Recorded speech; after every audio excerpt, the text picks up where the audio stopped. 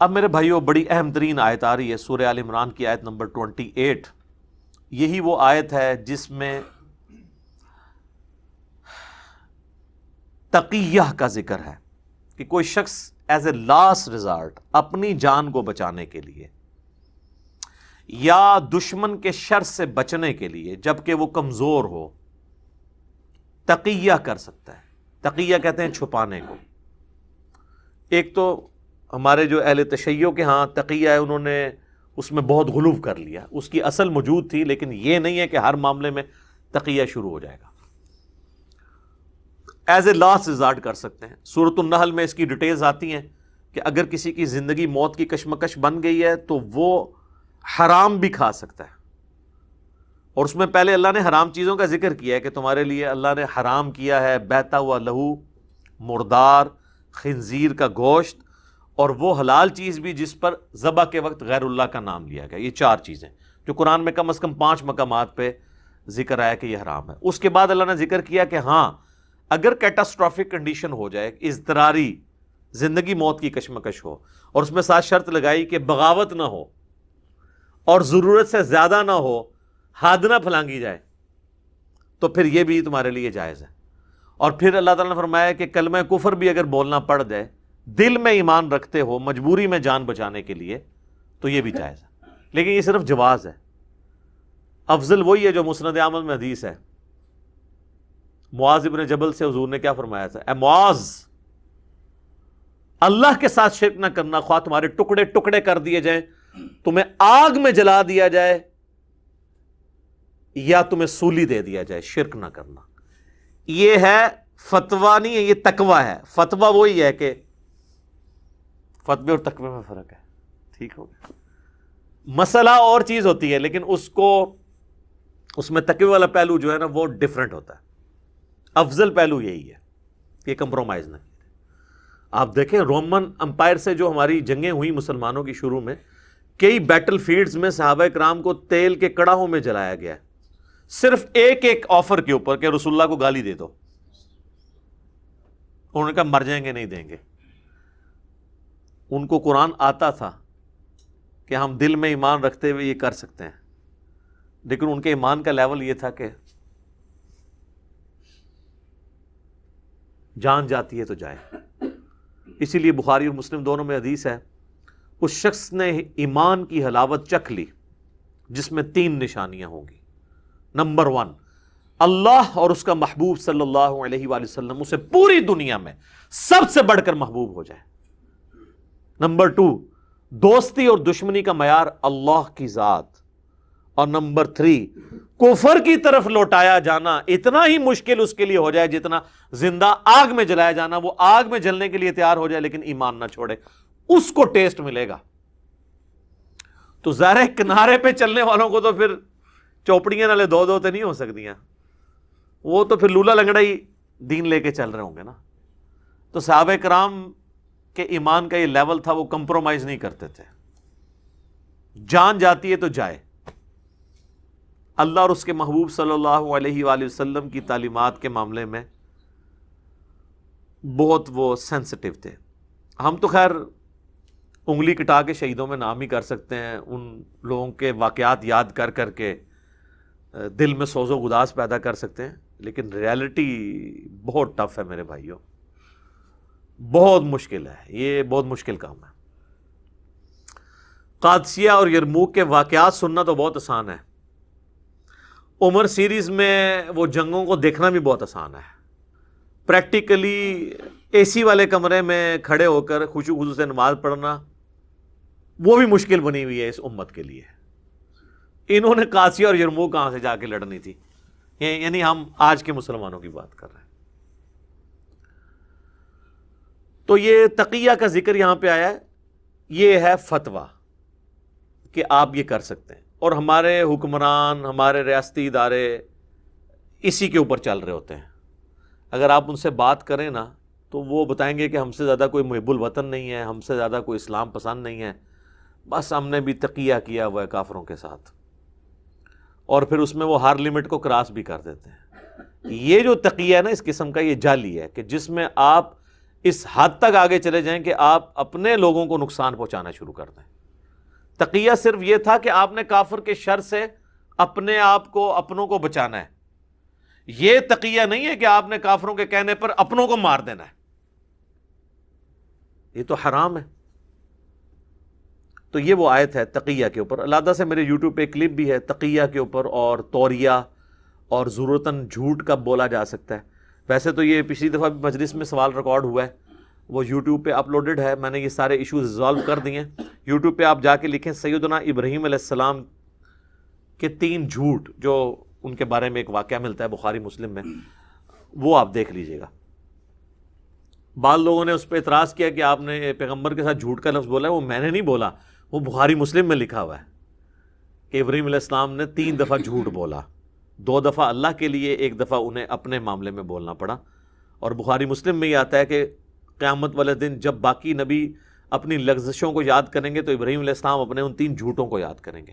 میں نے تو اس کو جسٹیفائی کیا ہے کہ وہ جھوٹ کس کیٹیگری میں فال کرتا تھا کہ اس کے اوپر گرفت نہیں ہو سکتی، اسے توریہ کہا جاتا ہے، اور وہ تقیۃً تھا۔ وہاں پہ بھی میں نے اس آیت کو کوٹ کیا تھا، لا يتخذ المؤمنون الکافرین اولیاء من دون المؤمنین، مت بنائیں اہل ایمان کافروں کو اپنا جگری یار اور دوست مومنین کو چھوڑ کر۔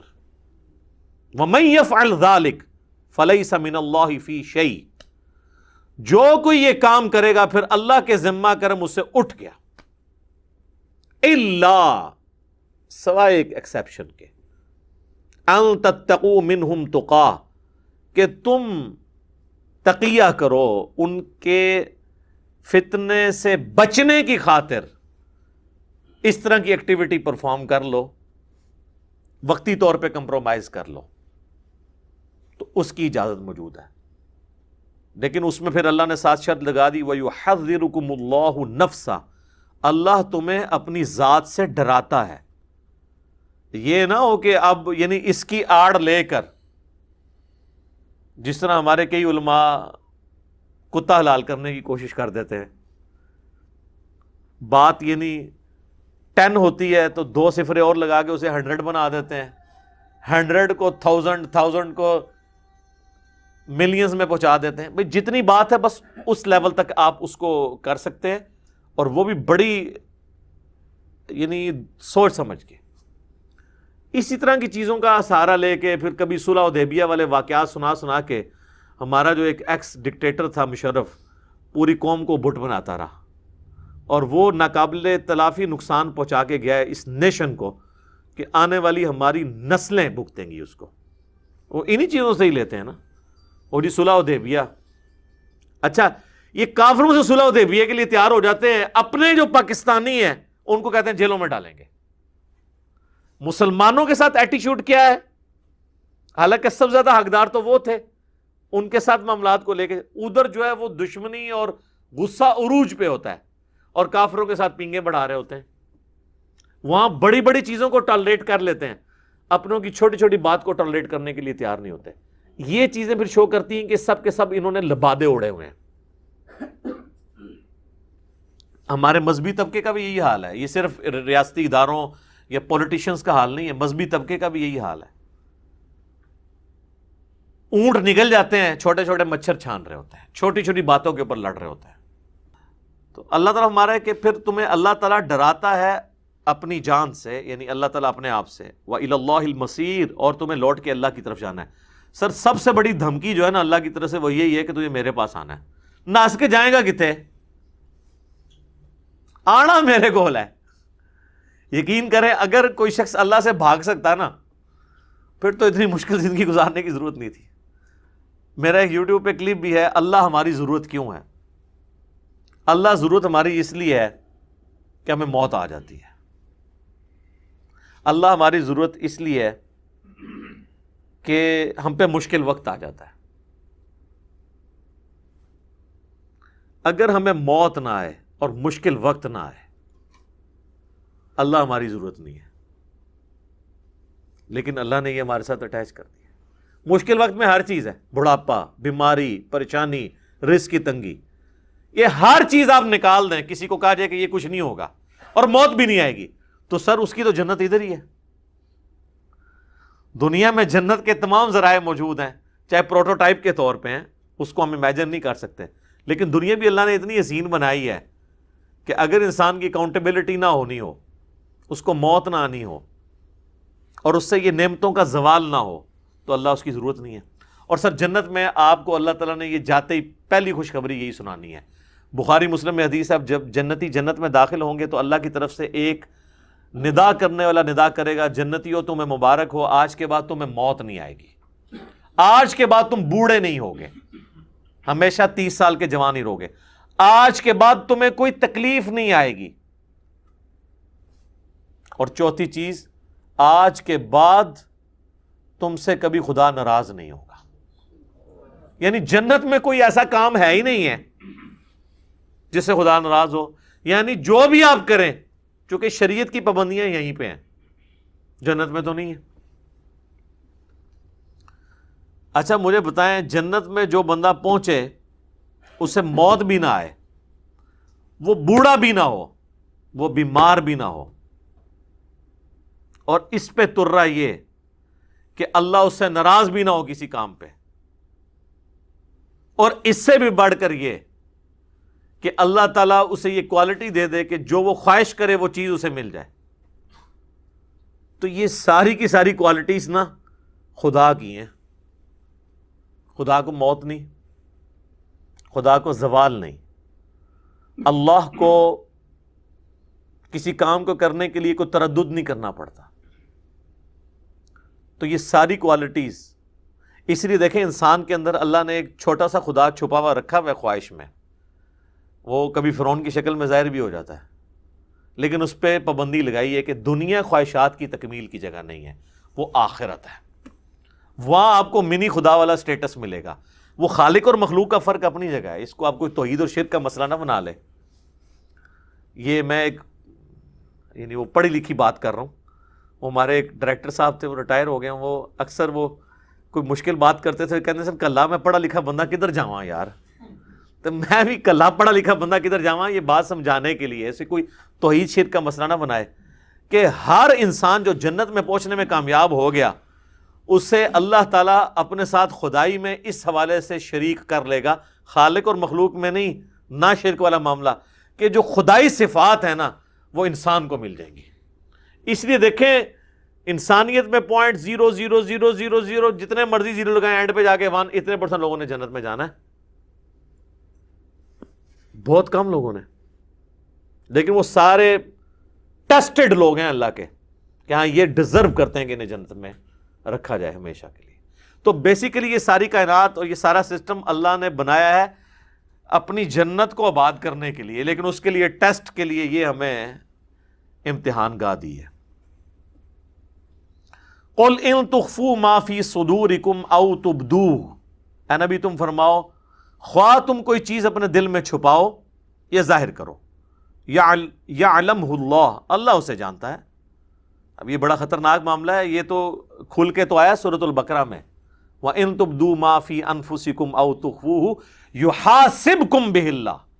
تم اپنے دل میں بھی اگر کوئی گناہ کرتے ہو نا، اللہ اس میں بھی پکڑ کر سکتا ہے. تو یہ ایک بڑا کریٹیکل ٹاپک تھا، میں نے اس کے اوپر جتنے دلائل ہیں وہ ڈسکس کر کے ایک آپٹیمل سولوشن دیا تھا. یوٹیوب پہ میرا کلپ پچھلے دنوں اپلوڈ ہوا ہے. کیا دل کے خیالات بھی گناہ کیوں ہیں؟ ویسے تو کہا جاتا ہے کہ جب تک زبان پہ نہ لاؤ تو کوئی گرفت نہیں ہے، تو یہ اتنا سادہ معاملہ نہیں ہے. اس کو میں نے اس میں ساری احادیث ڈسکس کی تھی، کئی ایک احادیث بخاری مسلم سے اور آیات بھی. یہ ٹاپک یہاں پہ بھی اشارتاً وہی آ گیا، وَيَعْلَمُ مَا فِي السَّمَاوَاتِ وَمَا فِي الْأَرْضِ، اور اللہ جانتا ہے جو کچھ آسمانوں میں ہے اور جو کچھ زمین میں. وَاللَّهُ عَلَىٰ كُلِّ شَيْءٍ قدیر، اور اللہ ہر چیز پر قادر ہے. یعنی صرف علم نہیں رکھا ہوا، کنٹرول بھی ہر چیز پہ ہے. یہ کائنات بنا کے اللہ نے چھوڑ نہیں دی کہ اپنی مرضی سے چل رہی ہے. اپنی مرضی سے کہاں سے چل رہی ہے؟ ہماری ساری پریڈکشنز غلط ثابت ہو جاتی ہیں. 1901 میں ہمیں بتایا جا رہا تھا کہ جناب دنیا کی آبادی اگر ڈبل ہوگی تو کھائیں گے کہاں سے، تو وہ 1901 سے ابھی تک 8 گنا ہو چکی بھی ہے. زمین نے اپنے خزانے اگل دیے. اور جی ٹیمپریچر گلوبل وارمنگ ہو رہی ہے، ٹیمپریچر سر نیچے آنا شروع ہو گیا. اور جی اوزون لیئر پھٹ گئی ہے جناب، سکن کینسر ہو جائے گا. کورونا کی برکت سے وہ اوزون لیئر ریپیئر ہونے شروع ہوگی خود بخود ہی. کیسے اللہ تعالیٰ نے تطہیر کروائی ہے. اس زمین کو بھی تو روزہ رکھوانا تھا نا, تو کورونا کے ذریعے رکھوایا نا اللہ نے. آپ ذرا سیٹلائٹ امیجز دیکھیں نا ووہان سٹی کے, کرونا سے پہلے اور بعد کے, تو آپ کو پتہ چلے گا کتنی پولوشن تھی تو کس طرح ختم ہوئی ہے. زمین نے بھی سا لیا ہے صدیاں بعد. ہاں, جب سے یہ انڈسٹریل لائف شروع ہوئی ہے بیڑا غرق ہو گیا تھا. وہ اللہ کے اپنی ایک منشا ہے, وہ جس طریقے سے چاہے وہ, اس کے لیے تو کوئی مسئلہ نہیں ہے نا. یہ تو ہمیں پلاننگ کرنی پڑتی ہے نا. وہ تو جو بھی حکم فرماتا ہے نا اس کے لیے ہر چیز اس طرح پلان ہو جاتی ہے. سبحان اللہ و بحمدہ, سبحان اللہ العظیم. آمین.